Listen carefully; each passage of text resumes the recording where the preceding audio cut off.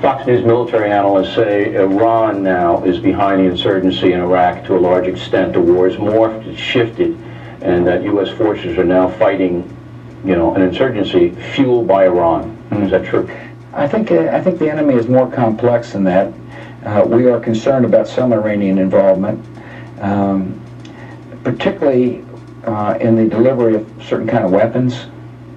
But the violence that the American people see on their screens is some sectarianism, some criminal activity, and Al-Qaeda.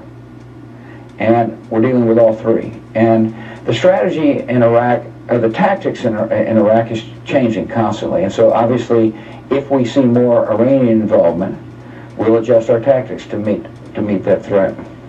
This month, very bloody month for U.S. troops. Yeah. Can any country stop people from killing each other, Shiites, Sunnis? Can any country stop that?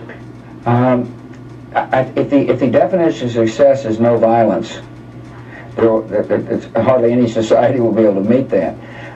We believe, however, our goal, by the way, is an Iraq that can defend itself, sustain itself, govern itself, and is an ally in the war on terror. And that goal is achievable with a combination of both tough security measures by the U.S.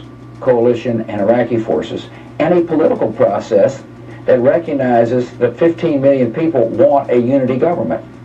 But if you continue to have insurgents blowing up buildings and kidnapping people, you can't police that insurgency. It's impossible. You have to get the insurgents to stop. I've no question about it. And that's why there needs to be a political process that says Sunni and Shia will participate in a new government, in a new country. Why should we be, after 3.5 years, encouraged that will happen? Well, because it was about 6 months ago that we had elections where 12 million people said we want it to happen. Just because they want it doesn't mean it's going to happen. Well, it can happen if we continue. Look, the alternative is to say it's not worth it, let's leave. In other words, ignore the fact that 12 million people voted, ignore the fact they got a constitution, ignore the fact they got a unity government, and say we leave. And that's not going to work. How about dividing into three? Kurds autonomous region, Sunni autonomous, Shia autonomous, and pay them oil revenues to stop killing each other. I don't think that's the right way to go. I think that'll increase sectarian violence. I think that'll make it more dangerous. And so does Prime Minister Maliki, with whom I spoke today. I had an interesting conversation with him. I said, we expect you to make tough political decisions to move forward. And he assured me he would continue to make tough political decisions necessary to move forward. One of those tough decisions is what do you do with the oil revenues. I happen to believe the oil belongs to the people, and to the extent that they understand that, it'll help unify the country. Prime Minister Maliki also debunked this notion that he's not going to go after these criminal elements and or militias that are killing innocent people. He knows he's got to provide the security necessary for this country to move forward. So it's just a matter of whether he can do it. Well, that's right. He also said, look, ultimately, a success in Iraq is going to depend upon the Iraqi people's willingness to do the hard work. And they have shown amazing resilience in the face of unspeakable violence. But to answer on the point you brought up about dividing the country in three, he rejected that strongly. He thought that was a bad idea. And I agree with him. I think that, no, federalism is one thing. In other words, giving a balance between regional government and central government. But dividing is basically saying there'll be three autonomous regions will create, Bill, a situation where Sunnis and Sunni nations and Sunni radicals will be competing against Shia radicals. The Kurds will then create problems for Turkey and Syria. And you've got a bigger mess than we have at this point in time, which I believe is going to be solved. 60% of Americans are now against the Iraq war. Why? Because they want us to win. They believe, they're wondering whether or not we have the plans in place to win. They want to know whether or not we have the flexibility on the ground to constantly meet the enemy. And I can understand why there's frustration. Because the enemy knows that killing innocent people will create a sense of frustration. And they know that they know America. They know that we're a conscience-driven people that value life. And the more people they destroy, the more innocent lives that are destroyed, the more likely it is we'll retreat in their way of thinking.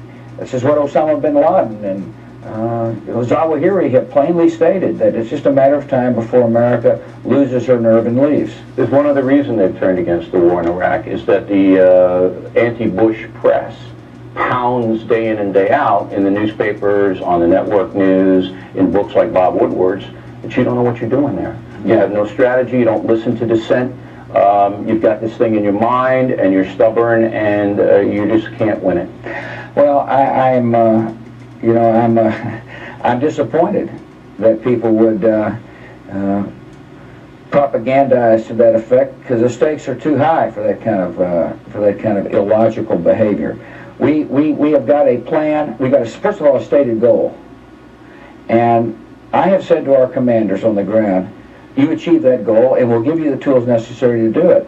I have faith in John Abizaid, with whom I have he's the head of CENTCOM, and George Casey, who's a general on the ground. We've got fine people there, all who are working with the sovereign government of Iraq to achieve a common objective, which is a country that can govern itself and sustain itself, a country which will serve as a huge defeat for a group of extremists and radicals who have made it clear that they want to establish a caliphate, a governing structure, a kind of a point of view that is opposite our point of view all throughout the Middle East.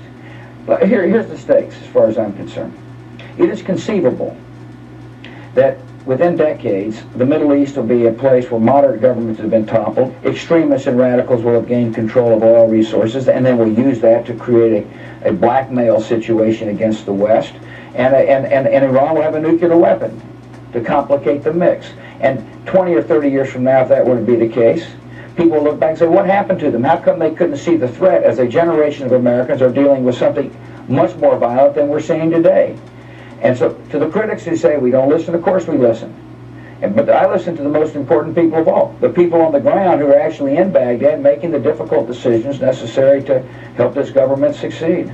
Why doesn't Russia, France, China see it your way? If they would help the United States, particularly with Iran, and if they would help inside Iraq, we'd win this thing very quickly. Well, France, Russia, and China do not help here. Why not? I think they will help with Iran. In terms of the Iranians ending up with a nuclear weapon. Tough though. Well, it's not easy. It's not like they want to help. They're jumping on the, No, I think I actually would give them more credit than you are, from my perspective. I had a good talk with Vladimir Putin the other day about the Iranian issue, and he knows full well that Iran cannot have a nuclear weapon. Those weapons can fly west, or they could fly north, and he's fully aware of the threat of Iran. Why are they selling them all kinds of weaponry? I mean, they're killing our people in Iraq. They're sending those weapons over. They're sending bombs to Iraq, and Putin's arming them. Why is Putin arming them? Well, I don't think he is arming Iran to the point where they're using a lot of Russian weapons in the theater. There were a lot of Russian weapons in Iraq before we even got there. And of course that would concern me if there's a lot of evidence that he's doing that. I am concerned. I do believe, however, that he understands the strategic importance of making sure Iran doesn't have a nuclear weapon. All right, let's go. Let me say this. To the extent we find anybody helping the enemy inside of Iraq,